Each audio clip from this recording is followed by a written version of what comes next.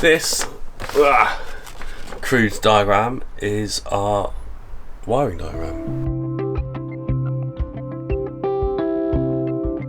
It's actually really cool because they're all named after famous books, and I'm a bit of a bookworm, so I really like that.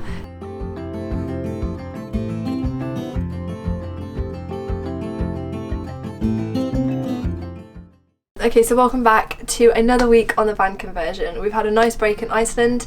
I've got a cold from it, which is great, but we're all back and running on the van.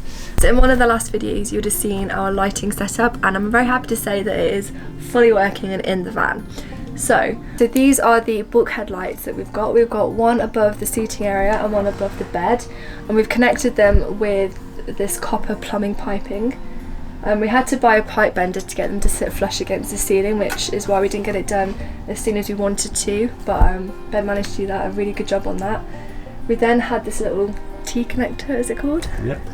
And then we're going to be having our switch on a panel here, so basically we just run another bit of piping with the wires and they're going to come down here.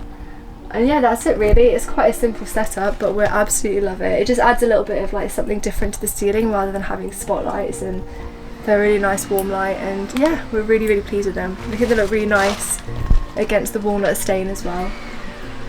So yeah, the lighting is finally finished. This crude diagram is our wiring diagram. So now I need to take this and get it onto here.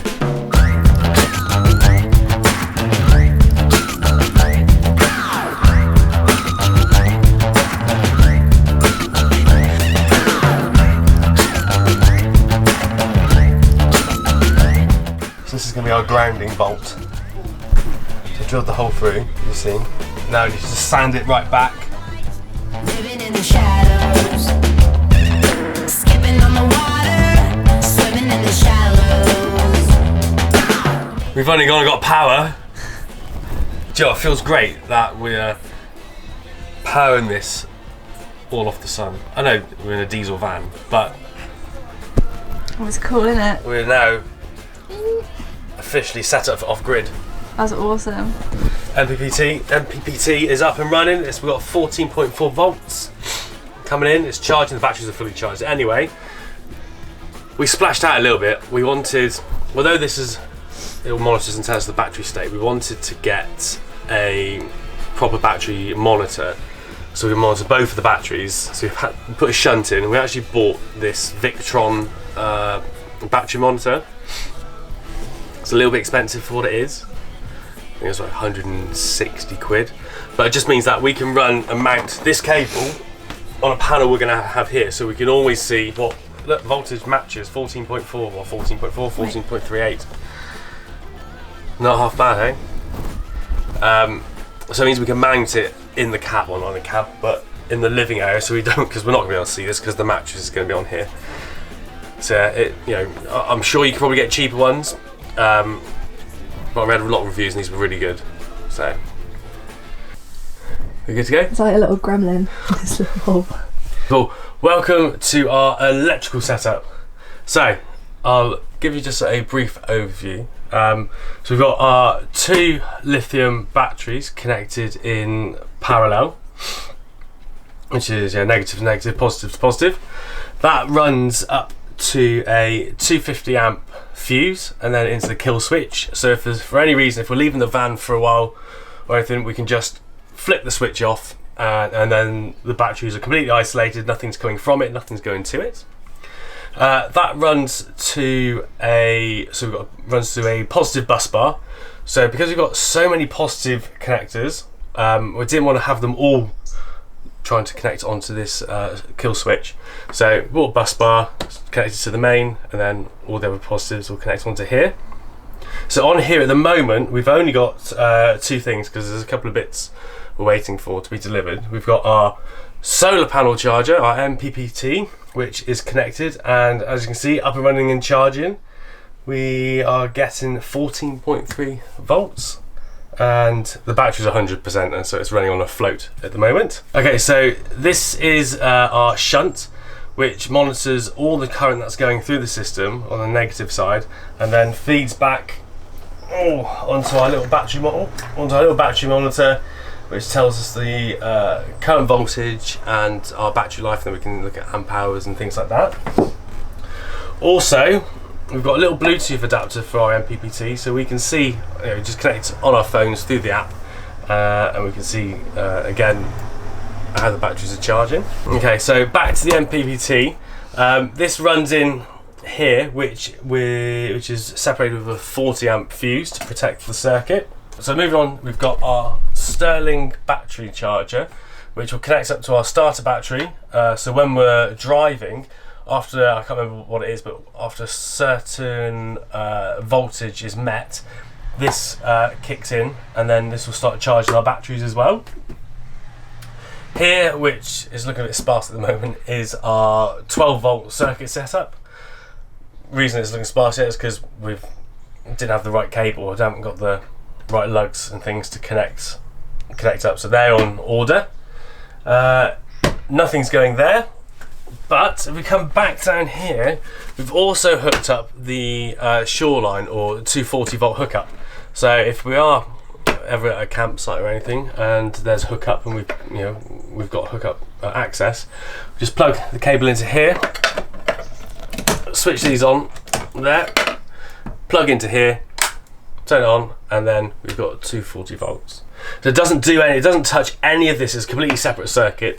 So I mean, if we were going to use this, what we'd do is just run an extension cable down through, and then we can power laptops and charge things off that. Or we do have a battery charger, so if we are hooked up and the batteries need charging, we can plug it into here and connect it onto there.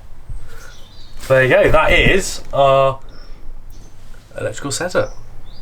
Okay, so over the past few weeks, Ben's been working on building the kitchen out.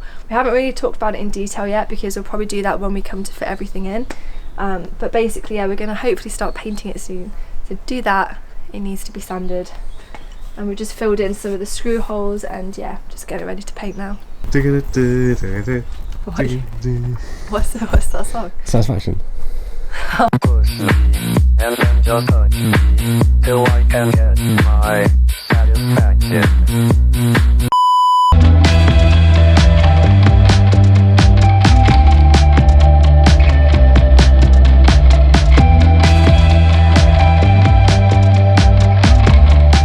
Okay, so we just spent a couple of hours priming and putting an undercoat on the kitchen worktop, which is looking really, really good.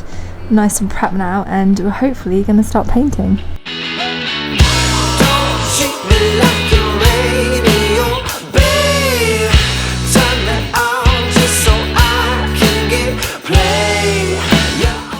So the paint we've used for the kitchen, we've just picked it up from B&Q, and it's just from this Valspar collection. It's actually really cool because they're all named after famous books, and I'm a bit of a bookworm, so I really like that. This one's called the Odyssey, basically. We've just used 2 tester pots of this, and it's done our entire kitchen, so we're really happy with that. And it's just a multi-surface paint. It's super matte, low VOC thing, and yeah, it's used for like wood and metal and all interiors, so it's pretty perfect. We've put the first coat on and it's come out really, really well. So we're just finishing it off with a second coat now. The plan is to get it in tomorrow. Well, if it dries, maybe fixed in tonight. Oh my god, get it fixed in soon. And we can then put the fridge in. Why are we waiting on the cooker? Can I put the cooker in? Yeah, no, we can put the cooker in. Worktop. The worktop. Oh no, we don't need the worktop. Well, we can do. We can wait. We can keep it in there. Yeah. So yeah, really, really excited. Cool. Yeah. Shall I paint and then we can just show them like what's going in where? Yeah. Okay. Yeah. Because we haven't really explained the kitchen. No, only briefly, didn't we? Yeah. So it's been a bit of trial and error trying to figure stuff out and kind of, yeah. I don't think you've built a kitchen cabinet before, have you? No, first one. So this is the first one. So from this, I'll start from this side. We've got ourselves a little pantry drawer, just built out of, what is this? Plywood. Yeah. Plywood. What mil? 9mm. 9mm plywood. This is just so we can store like bottles and what? 12mm, sorry. Okay. Oh yeah, it says it on the back. Okay. So this is built out of 12mm ply. We just got these different shelves, and this is going to pull out quite far, and it's just a bit of extra storage space. We had this kind of thin bit left over after the fridge and the cooker were accounted for, so I wanted to make like a nice long drawer for that. So the fridge is going here, and above the fridge we've got a big drawer, which is this beast. I'm thinking of having it, are we having it 2 levels? Not sure yet. We're not sure what's going in here yet, but it's a big drawer, and that's going to sit above there. And then the cooker is going to sit here, and then underneath the cooker we're going to have a cupboard that pulls down. I'm not sure where that, there it is, the cupboard door. So we're going to have, yeah, nice, we've got loads of space under the cooker, which is great. And then this big space at the back is actually our biggest storage space, but the most awkward, because of where the sofa comes up to, we can't actually have a fully opening door. So the gas is going to sit in here as well. So what we're thinking of is having a magnetic door that we can just lift off, and then we'll just store things that we don't need to access regularly around, and then we'll have the gas kind of here.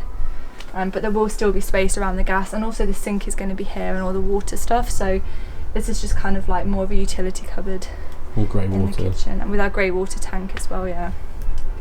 And that's that. So you've done such a good job building it. It's a really solid, oops, that was wet. Really solid piece of, and I'm really proud of what you've done. It looks amazing. Thank you.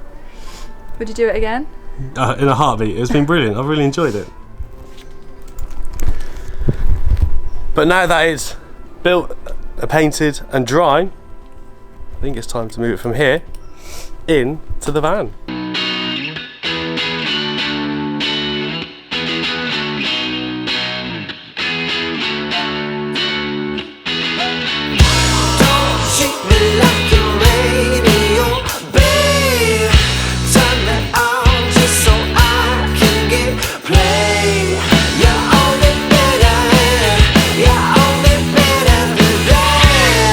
Oh my gosh. I could, I'm very chuffed with that.